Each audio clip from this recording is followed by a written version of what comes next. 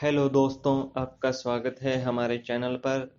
आप मेरे चैनल को लाइक करें, सब्सक्राइब करें और शेयर करें ताकि ज़्यादा से ज़्यादा स्टेनोग्राफी की तैयारी करने वालों को इसका फ़ायदा मिल सके।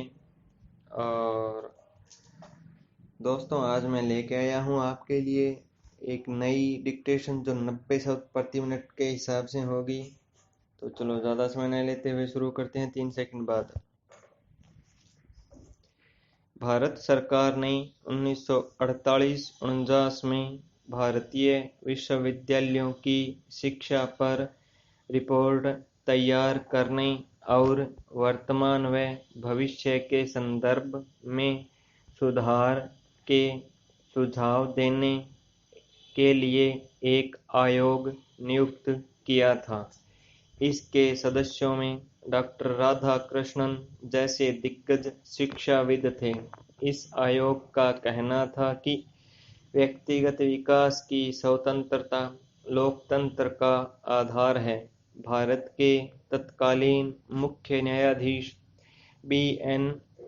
कृपाल ने टीएमए, पई फाउंडेशन व अन्य बनाम कर्नाटक राज्य अन्य मामले में दिए फैसले में भी इस बात को उद्धृत किया था। इसके अलावा आयोग ने यह भी कहा था कि राज्य का यदि शिक्षा व्यवस्था पर अतिरिक्त नियंत्रण होता है तो शिक्षण संस्था अधिनायकवादी निरंकुशता का केंद्र बन जाता है। इस तरह के राज्यों में उच्च शिक्षण संस्थाएं सरकारी पिट्ठुओं की तरह काम करती है। जरूरत इस बात की है कि हमें अपने लोकतांत्रिक हितों की रक्षा के लिए शिक्षण कार्य में सरकार के वर्चस्व के प्रयास का विरोध करना चाहिए। यह बहुत ही दुर्भाग्यपूर्ण है कि अप्रैल 2020 में जस्टिस अरुण मिश्रा की अध्यक्षता वाली सर्वोच्च न्यायालय की 3 सदस्यीय पीठ ने national eligibility cum entrance test के संदर्भ में फैसला करते समय आयोग की कही गई बातों का ध्यान नहीं रखा।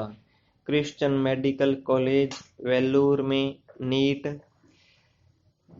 को 2013 में 2:1 के बहुमत से असंवैधानिक करार दिया गया था। वर्ष 2016 में इस फैसले की समीक्षा को स्वीकार किया गया, लेकिन असहमति रखने वाले न्यायाधीश ने संविधान पीठ द्वारा सुनवाई से पूर्व नीट को आवश्यक बना दिया।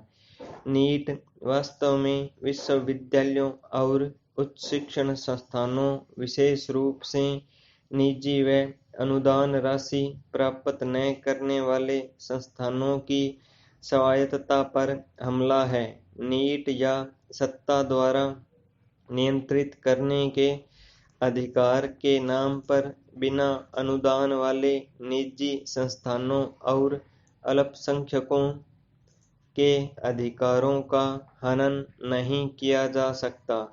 सरकार को संस्थान के अल्पसंख्यक चरित्र को मिटाने का अधिकार नहीं है। अलबत्ता यह सही है कि कुछ अल्पसंख्यक संस्थानों में प्रवेश को लेकर अनुचित प्रक्रिया अपनाई जाती रही है, लेकिन इसके लिए गलत प्रशासनिक तरीके अपनाने का अधिकार जताना गलत है। सवाल यह उठता है कि क्या नीट विद्यार्थियों के लिए सहायक है? उदाहरण के तौर पर तमिलनाडु में नीट और इसके जैसी अन्य राष्ट्र स्तरीय परीक्षाएं JEE, common law admission test आदि का विरोध होता रहा है। इसका कारण यह है कि इन परीक्षाओं के लिए चलने वाले कोचिंग सेंटर अनाप-शनाप पैसा जमा कर रहे हैं। चूंकि ये सभी कोचिंग सेंटर शहरों में होते हैं तो ग्रामीण पृष्ठभूमि के गरीब विद्यार्थी जो क्षेत्रीय भाषा माध्यम से शुरुआती शिक्षा लेते हैं वे इन परीक्षाओं में पिछड़ जाते हैं। यह भी ध्यान देने योग्य बात है कि central board of secondary education और राज्यों के सिलेबस व स्तर में जमीन आसमान का अंतर होता है। हालांकि हम कई परीक्षाओं में इसके लाभ की अनदेखी नहीं कर सकते कि यदि कोई विद्यार्थी बीमार पड़ जाता है और एक परीक्षा में अच्छा प्रदर्शन नहीं कर पाता तो उसके पास बिना साल गंवाए अन्य परीक्षा में उत्तीर्ण होने का अवसर होता है। दूसरे, यह विद्यार्थी को अपनी पसंद का संस्थान चुनने का अधिकार भी देता है। लेकिन हालांकि बात यह भी है कि बीते 4 वर्षों के दौरान 2 बार नीट का पर्चा आउट हुआ है। इससे नीट को लेकर साफ सुथरे ढंग से परीक्षा के आयोजन और पारदर्शिता को लेकर लोगों में अविश्वास का माहौल बन गया है। इसके अलावा अंत में गलत अनुवाद का भी मसला है।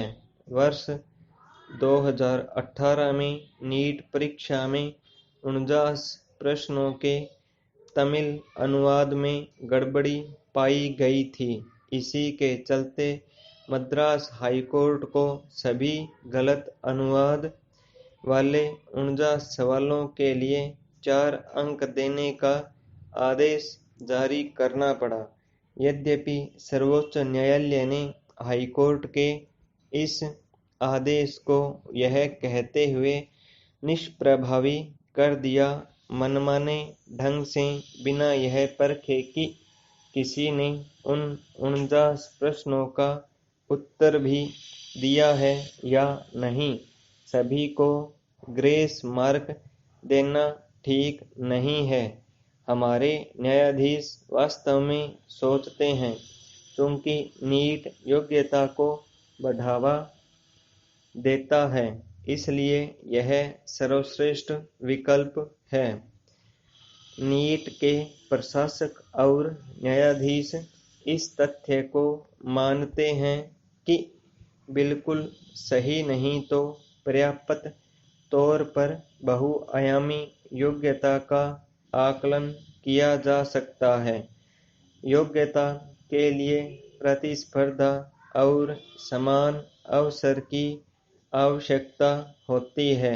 जब समान अवसर और इस तरह की अन्य प्रवेश परीक्षाएं इस मूलभूत मानदंड को पूरा नहीं करती, तो परीक्षा को उचित और न्यायपूर्ण नहीं कहा जा सकता है। समानता की बात तो केवल ढकोसला लगती है। पश्चिम में इस तर्क को स्वीकार किया गया है कि सामान्य प्रवेश परीक्षाएं कल्पना, जिज्ञासा और प्रेरणा जैसी बातों का आकलन नहीं कर पाती है। न्यायमूर्ति मिश्रा ग्रामीण क्षेत्रों में सेवा करने के लिए डॉक्टरों की प्रतिबद्धता की कमी के मुद्दे को तो स्वीकार करते हैं, पर मेरिट के नाम पर उन्होंने नीट के पक्ष में निर्णय दिया। अल्पसंख्यक अधिकार अनुच्छेद 14 में समानता के प्रावधान का उल्लंघन नहीं है, क्योंकि संविधान वर्गीकरण को अनुमति देता है। हिंदुओं के भी अनेक भाषाई संस्थान भी अल्पसंख्यकों की श्रेणी में हैं। केरल शिक्षा विधेयक में अल्पसंख्यक अधिकारों पर न्यायालय के बाद के नीट सहित सभी फैसलों में धार्मिकता का ध्यान रखा है, लेकिन अनुच्छेद 30 के उस महत्वपूर्ण शब्द अपनी पसंद का पर विशेष ध्यान नहीं दिया है।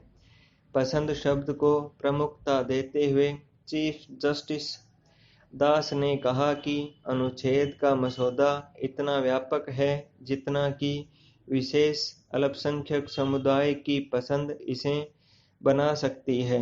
यदि कोई अल्पसंख्यक संस्थान नीट के स्कोर से अतिरिक्त योग्यता चाहता है, पाई स्टॉक